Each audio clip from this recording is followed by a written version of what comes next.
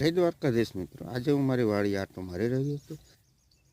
ખેતરમાં આટો મારતા મારતા મામાદેવના દર્શન કરી. જાંબુડીમાં જાંબુ છે નહીં,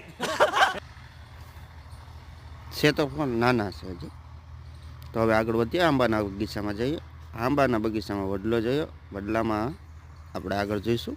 આંબાના મોર છે જ, કેરી તો આવી નથી. જોતા જોતા આગળ વધી રહ્યા છે. આપણે વડલે પહોંચી ગયા છે. बहुत तेज हो रहा આ એ જ વડલો છે કે જ્યાં તમને હું મામાદેવનું સ્થાનક બતાવવા જઈ રહ્યો છું.